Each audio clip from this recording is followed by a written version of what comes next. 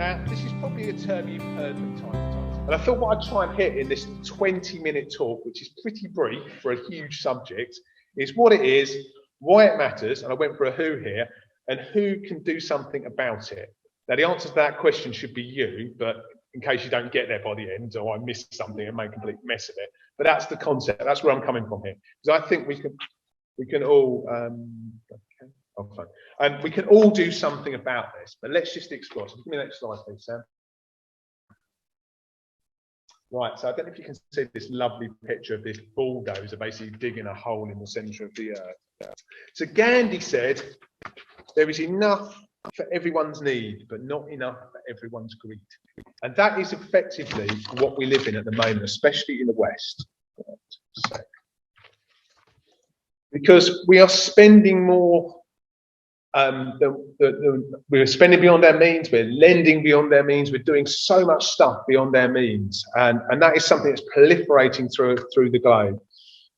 Now, interestingly, during the pandemic, we did see a sort of shift back in terms of not so much stuff was produced, and it was a sort of a roughly about 9.3 something like % drop in consumption during that time. And that was a blip, and that was sort of a step back to 2006 levels, but the trajectory will pick up again if nothing's done. There's no doubt about it, because all that stuff that stopped is starting again. And what this means for us, if we carry on the way we're going, is that we don't just need one globe, we need 1.7 globes to fulfill the amount of stuff we need to continue consuming at the rate we're consuming it.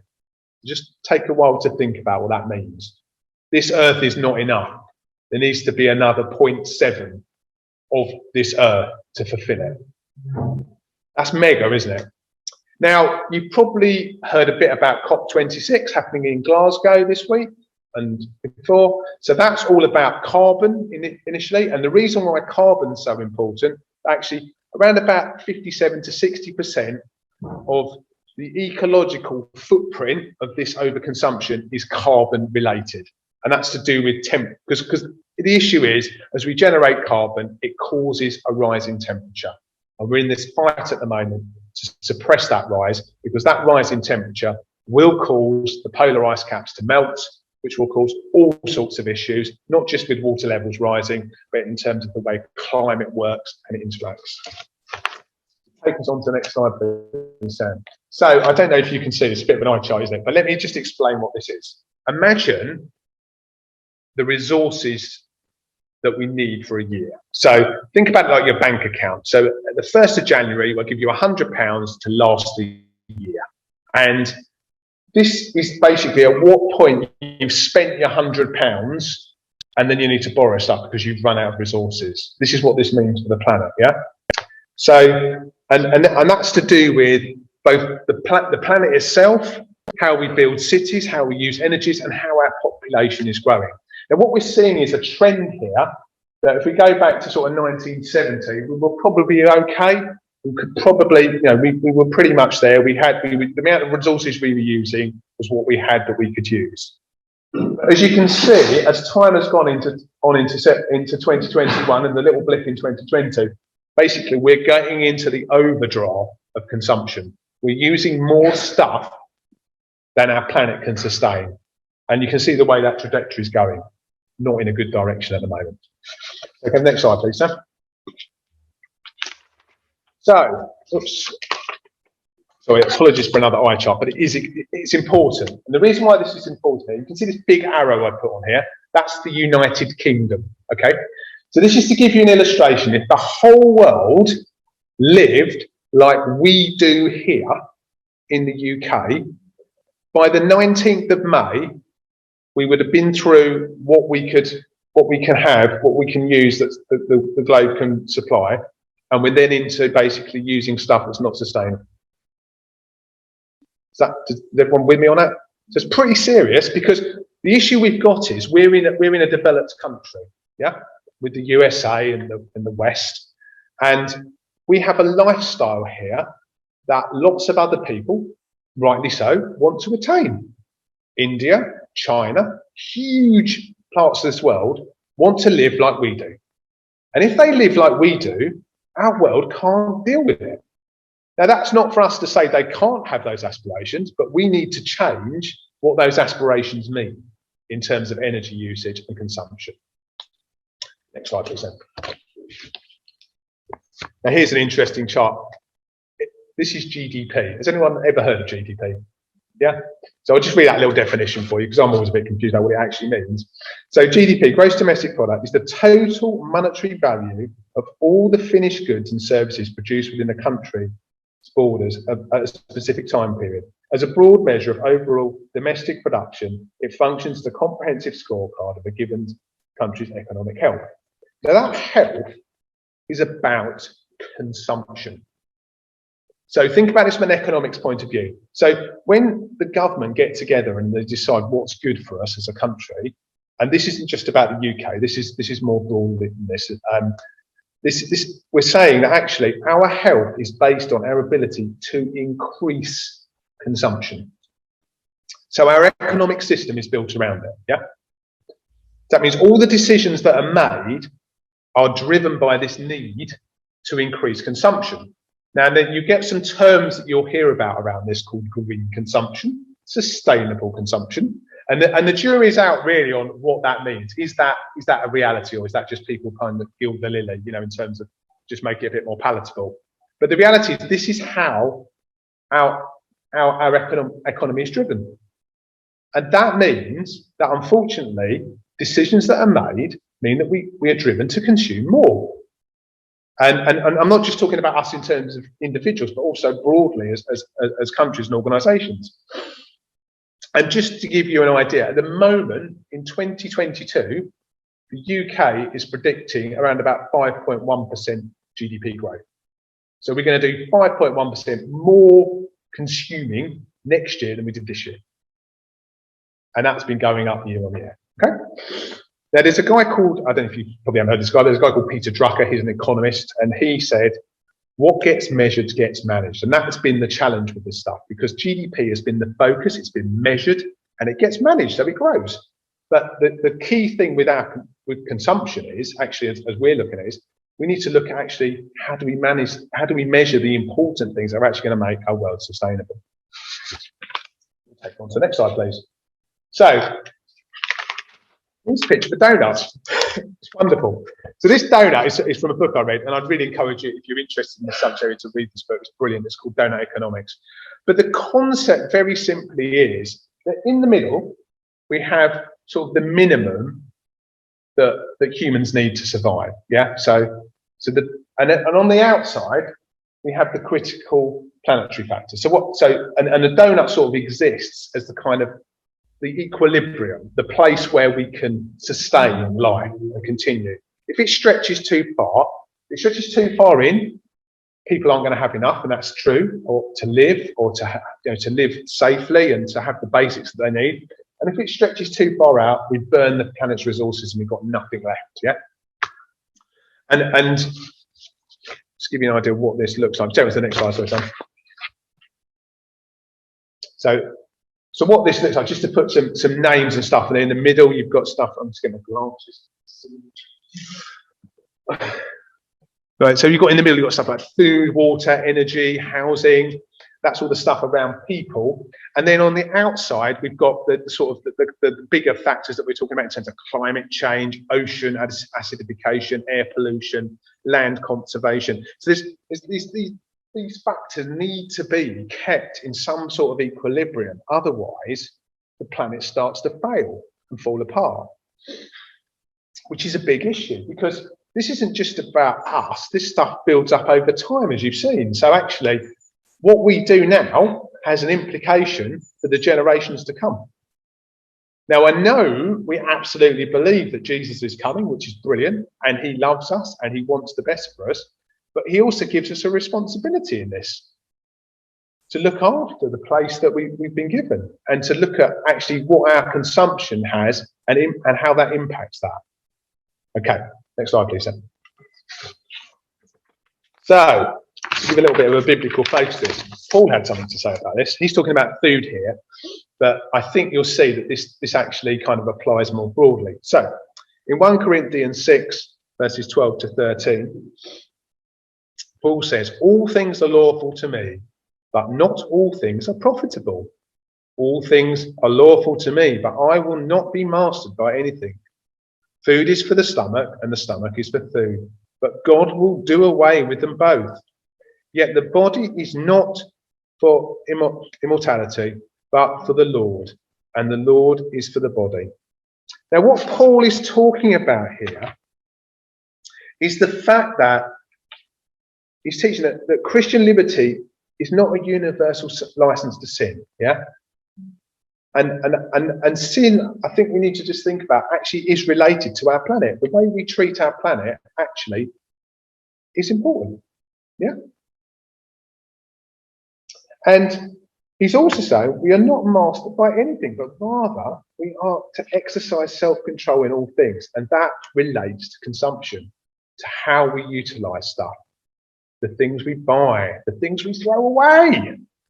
I was clearing out we were having a bit of work done at home, and we were having a new bathroom built. I was just absolutely shocked how much rubbish we produced. Tiles, bits of brick, bits of this, an old toilet.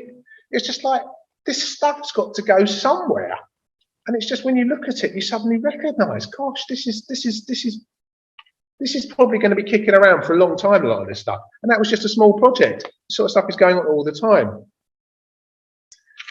But the other piece here that Paul's bringing is, we belong to the Lord and are not our own. Therefore, we must honour God with everything else we do. And that's our responsibility in this. It's not to be guilty, but to think about it, yeah? It's not about conviction of guilt and making you feel down and low about it, but saying, well, actually, there is things we can do about this, but we have to recognise the issue and then start to move forward and make positive steps. And we will come on to that now. So, Sam, next slide, please. What's our response? I love doughnuts. They're delicious, aren't they? Could probably eat all of these. That'd probably be overconsumption, I suspect. Yeah, they are nice, honestly. They're great. Next slide, please. I just want to show you this little GIF. Hopefully this is going to play. So this is just a little. Oh, can you just go back? So this is just a little GIF, really, just to sort of show you the impact of different foods. This is from Italy, but it's just, so what it's basically saying is, just to give you another sort of perspective on this, I thought it was quite interesting, that you use a certain amount of energy to produce a certain amount of energy. And I think we sometimes lose scope of that. So you're using 2 calories of fossil fuels to produce 1 calorie of broccoli, or 1 calorie of egg, or 4 calories of fossil fuel to produce 1 calorie of wine. This idea that there's this imbalance, in some of the things that we do in our lives that we probably don't even recognise. But just to think about what's the impact, what energy and resources are being used to create the things that maybe we love and enjoy. And this may not be about stopping completely, but just thinking about it and saying, well, actually, I'm not going to have 4 steak dinners this week. I might have 1, or I might have 1 a month to celebrate, because it's just thinking about what your impact is. Next slide, please, Dan.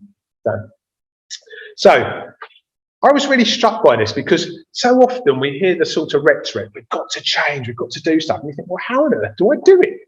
It's like the thing that really struck this for me was I was talking to someone about how do we be kind to people, or be kind to yourself. And quite often we say to children, for example, be kind, but we don't always tell them how to do it. And I was really struck by this. So one of the things I've done recently is I've been looking at my own eating, and I was really challenged by it over lockdown, because I realised that I did overconsume a lot, and I still do sometimes, but it was a real systemic thing for me. So I went on a course, and it really just got me thinking about it, and it broke it down for me in terms of skills and things to think about. And the thing about skills is that you can learn them, and you can implement them, and you can test them, and you can come back.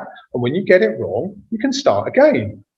And that's our approach. I think it has to be to this area of consumption. So, for example, around eating, just to give you some ideas, plating balanced meals changed my life. That means you have like a quarter of your dish is probably some protein, a quarter of your dish is some carbohydrate, half your dish roughly is vegetables or salad. It seems so simple, but when you're picking up these skills, fasting between meals, putting your fork down between bites completely changed my life. Gosh, you don't have to stick it all in one mouthful. Unbelievable. You laugh about it, but when you live this kind of, oh, I've got to eat so fast because I don't want to steal any food off my plate. You know, actually checking in with yourself. Am I actually hungry? Gosh, what a shocker. Pausing before snacking. I don't know anyone, I suspect we're doing it, yeah. You know, actually just taking a little pause. Why am I eating? Am I hungry? Or actually, am I lonely? Am I tired? Am I frustrated? Am I irritated? Why am I eating this? Doing self-care instead of snacking. So actually thinking, well, what could I do that would actually make me feel better? Would it be calling a friend? For me, it's sometimes picking up my skipping rope. I might go outside and have a little skip or something. But actually making those conscious choices is sometimes quite important. And when you're eating as well, actually noticing when you're full. So when you're sitting there with your favourite dish has been put on your plate and you've eaten it, and it still looks delicious, and someone says to you, would you like seconds? Actually pausing and thinking, am I actually hungry? Or have I enjoyed this meal and I can stop? It's tricky, isn't it? But I don't know about you, but that was incredibly difficult for me, and that's something I'm still working on. But I think this stuff equates to everything, actually, that we do. Is it about when I need a new phone? Is it about when I need a new clothing? Is it about, you know, it's all this stuff. It's about asking ourselves questions. Do I need this? Is there another way? Because it's so easy to go on your little Amazon app and order it, believe me. Well, not from Amazon, sorry. From your ethical retailer app. Give me next slide, please, Sam. Great, so obstacles. So this stuff is not easy, I have to say. But I think the mindset is key. The mindset is, actually, I need to practice doing stuff. You know, I need to look at what I've agreed with myself I want to do. And failure is part of this. We all fail. We all make mistakes. But that's not the end. What we do is we pick ourselves up again and we say, well, I'm going to give it another go. I'm going to try again. I'm going to have another go at what I'm doing here.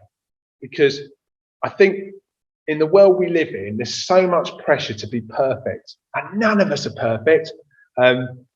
Perfection is a train with no seats, because no one can sit on it, because no one can do it. Whereas actually, excellence is about planning to do stuff, and then when you fail, having another go, and then not talking to your friends and say, well, I've failed, can you help me get better? That's excellence. We can all do that, because we can all get a little bit better. But there's no seats on the perfection train, so don't even bother trying to get on. Next slide, please. And we can recycle. Now, what I mean by recycling is, I'm a big fan of recycling full stop, but what I'm talking about recycling is, we've just talked about some skills here related to eating, yeah? But we can recycle these skills when we look at other stuff, yeah? So we can look at, actually, have I had enough? For example, this is my skipping. I love skipping ropes. They're brilliant. Do you know why they're brilliant? Because do you know how much it costs to be a member of a gym? Roughly. Have a guess. How much, sorry? There we go, some nice gyms, Christine. Yeah, so £40 a month. £10. And do you know what? It's even more brilliant about it. So that's the initial bit. So what I mean by it is £10 for your skipping rope. You skip on your own, skip your friends. I'm very encouraging of people who like to skip. But the great thing about this rope, it also goes to another level. So what I mean by this is that this rope, if you'll notice, has got beads on it. I don't know if you can see. So the reason why it has beads on it, it makes it easy to skip with. But also the great thing about this is when the beads wear out, you take the string out the middle and you put some more beads on. You don't replace the whole rope. Yeah, so I'll do it again.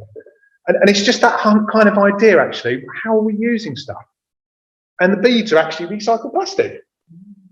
They weren't when I first got my first beaded rope, but these ones are. But it's kind of thinking about that. Oh, how, you know, and do I need a new rope because I don't like the colours anymore? No, because I skip with it. It doesn't matter what colours are. I enjoy it because I skip with it. You know, it's thinking about stuff differently, and it's so important. And that's what I mean about recycling ideas, recycling the way we're approaching stuff. So we've gone from eating to skipping, which is brilliant. So we're just coming into land now. Coming to the last slide, please, Sam. And the final piece of this equation is being kind. And why being kind is so important in this is to be kind to ourselves and to be kind to others. Because this is difficult. We're talking about changing things that are ingrained in our culture and have been for decades. The GDP growth thing has been going on probably since, I think it's before the Second World War.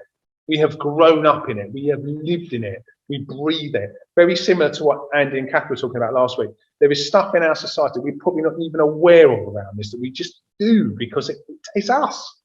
But if we change that, it takes kindness, it takes time, and it takes accountability. But it's also about being kind. And I was really struck by this. I don't know if you've ever heard these sort of their mantras. They're from the native Indians in America. It's kind of like, you don't own anything in this world. You kind of look after it. And you've got 7 generations to think of who kind of brought it to you. And you're thinking about the 7 generations who are going to take it from you. And I really hope there's more than 7 generations. And I'm sure there will be, because I know God's got a plan. I don't know what it is, but I'm convinced there is. But that kindness spreads forward. It's paying it forward, isn't it? The decisions we make today will impact the generations to come. And this is the time. The time is now to make these choices about how we do stuff. And I can't emphasize enough, this is not about perfection. This is about excellence. This is about us thinking about the decisions we're making, the choices for our grandchildren, the choices for our children, the choices for our great-great-grandchildren that haven't even been thought about yet. But we can make them today. We can set off onto directories to change this stuff. I hope that's a bit to think about. I'll put some links up to some of the sites and stuff. And I love that image there. You know, they could have had 2 bottles. They had 1. You know, they probably could have shared a straw, but that's probably not hygienic. But you get the idea. Actually, what are the choices we make? What are the choices we make? You know, God bless you. Yeah.